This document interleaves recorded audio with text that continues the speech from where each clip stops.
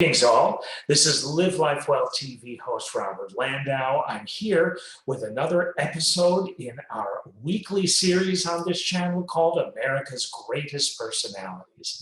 This week, we focus our attention on the career and life story of the great Woody Herman.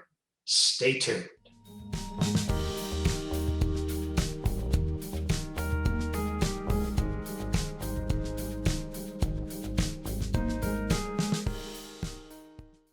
Here we go. There are so many major things that set Woody Herman apart from any other big band all-star of his time. Here are some of the ways. First of all, many say that no other band leader in the history of big band and jazz had the staying power that Woody Herman had. So many of Herman's contemporaries literally dropped out of the race when things began to change concerning the big band movement, but not Woody. The big band era was only around for so many years, and then it went into bebop, swing, eventually rock music invaded America, and so big band died. But Woody Herman was one of the few that was still going strong despite all of that. There were only three others who made it even close to as long as Herman would stay on the scene. They were Duke Ellington, who we've previously covered in this series, Stan Kenton, and the one and only Count Basie, who we recently covered in this series. Even in the 1980s, Woody Herman was still going strong. That's really saying a lot. Woody Herman never, ever let outside circumstances change the direction of his amazing career. What Woody felt deep inside of him about his career was of the utmost importance to him. If he felt it was right, no one could ever tell him otherwise, and no one bothered to. You want to know why? Because 9.9 out of 10 times, he was right. He truly let his heart and intuition guide the way. And when you do that in a career and in your personal life, well, you really pretty much can't go wrong. Another major key to Herman's long-term success was the fact that he always made a point of hiring young players and arrangers. This was so important because at the time, those folk were unknown in the music industry. No one else could steal them away and offer them a better deal to play and arrange in their bands. Very, very smart on Woody's part.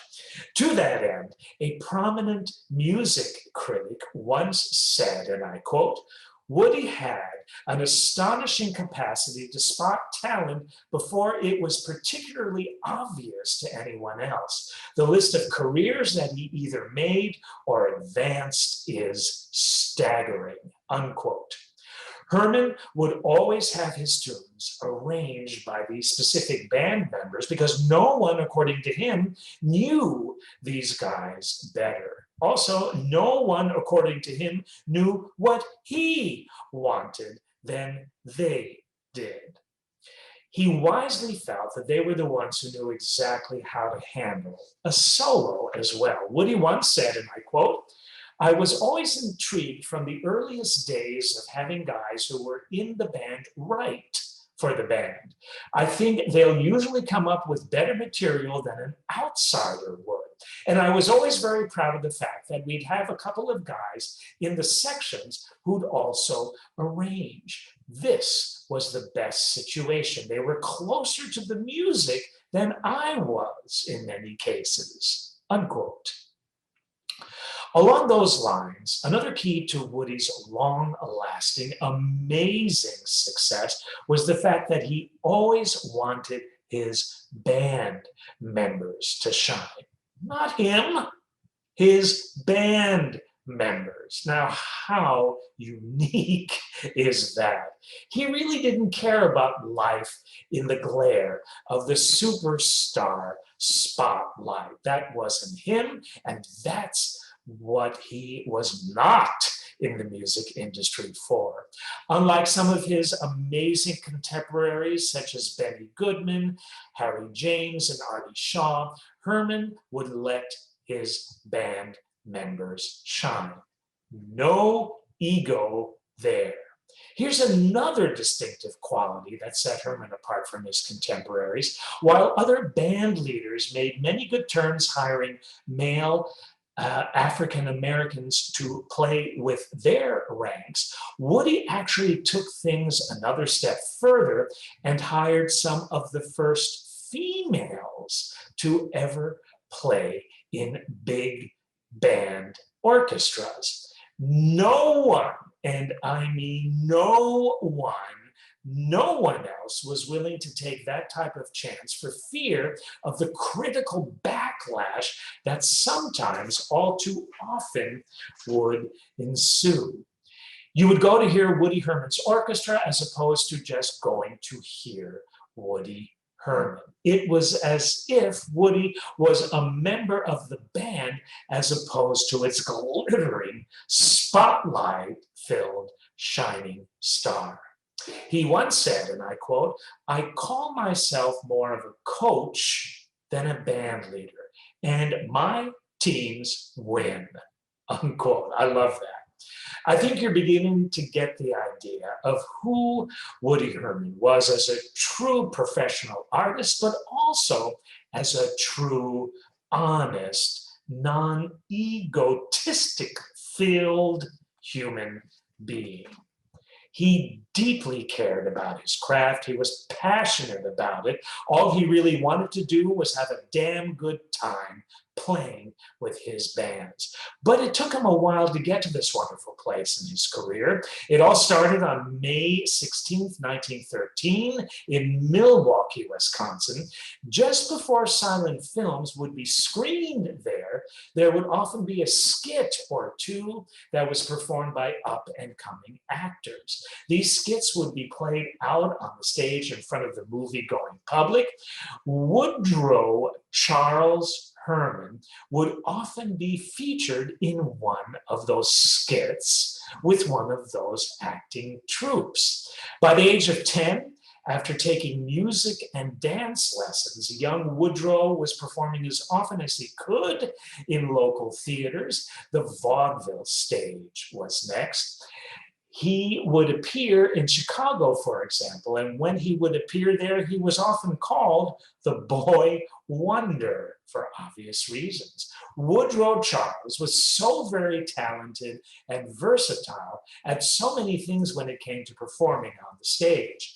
An embarrassment of riches such as that can often be more of a curse than a blessing to some because they have such a hard time figuring out what direction to focus on and settle into, since they happen to be so good and so very talented at so many different things.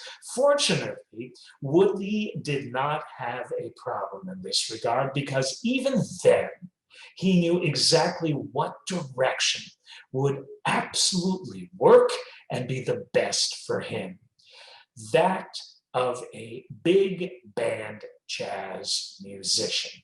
To that end, he joined a band by the name of the Tom Jaron Band in 1925, where he would play the sax and the clarinet. Woody would also play with Gus Arnheim as well. Every shining star, the caliber of Woody Herman's, has a year in their life story, in their life history, that would be forever known as their big break. Woody's occurred in 1934. That is when he joined the Isham Jones Orchestra. This was where he would polish a new tool within his powerful, substantial arsenal. He would sing with the Isham Jones Orchestra. And this, of course, was something that a lot of other young, up-and-coming big band all-stars could and would not do. Playing an instrument or two, plus being able to sing and sing well, made you a double threat. In 1936, when that orchestra would no longer be, Woody and many of the orchestra members formed their own band and simply called it the Band That Plays the Blues. How cool to have a band by that name. The Band That Plays the Blues. The Band That Plays the Blues would also record. And one of their most famous hits was first recorded for the Decca label back in 1939. Some of you might know it. It's a snappy little tune called The Woodchopper's Ball. If you don't know it, take a look at some of the many Woody Herman clips on YouTube. It's a whole nother aspect of getting to know who and what this incredibly talented guy was and was all about. When the Woodchopper's Ball was first released, Woody had this to say, and I quote, "It was really a sleeper, but Decca kept on releasing it over a period of no less than 3 or 4 years, and it became a hit. Eventually, it sold more than 5 million copies, the biggest hit I ever had." In the 1940s, everyone seemed to be referring to the band that plays the blues as the Woody Herman Band. In 1944, this very band became known as Woody Herman's Herd. Columbia Records, who the band was recording with at the time, helped push them to absolute superstardom. They played and recorded tunes that you might just have heard of called Caledonia, Happiness Is Just a Thing Called Joe, Goosey Gander, and Your Father's Mustache, just to name a few. About that, Woody has said this, quote, "We became #1 in the country. It pushed us to the very peak of popularity," unquote. Think for a second how incredibly rewarding and fun it must have felt to say those words and have those words be the absolute truth. What a super feeling that must have been. A super feeling of accomplishment, a super feeling of truly realizing and becoming your passion in life. You would have to pull me down from cloud 9 if I were him at this point in his career. So it was October of 1945 when the band became the very first to sign a contract for a weekly radio show. The tune Wild Root also became popular at this time. And the next fact I find truly amazing. The band and what they were doing became so popular that even classical music composer Igor Stravinsky took a major liking to the band. So much so that Stravinsky wrote a special piece for Woody and the band to perform. Since when does a noted classical music composer have such interest in a big jazz band that they write a piece just for that band to perform? That's really saying something. How often does that happen? And what an honor it must have been for Woody and his band. But if you would have asked Stravinsky, he would have told you that it was just as much an honor to compose and have his work played by Woody Herman and his Herd. The piece was called Ebony Concerto. Stravinsky wasn't the only composer that would write for Woody. Al Kahn, Dave Matthews, the great Dizzy Gillespie, and Nat Pierce, just to name a few, were some of the others. The concerto that Stravinsky wrote had its world premiere at New York City's amazing Carnegie Concert Hall in March of 1946. 1947 saw Herman forming his second band. It was called Woody Herman and his Second Herd. There you go. That herd wasn't as popular as the first herd, and unfortunately was disbanded, pardon the pun, in 1949.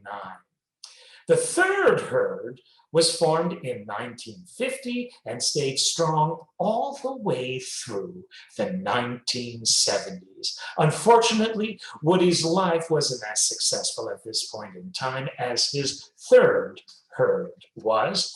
The cloud of doom that hung over Doris Day's career must have moved over to Woody Herman's career. And here's what I mean by saying that.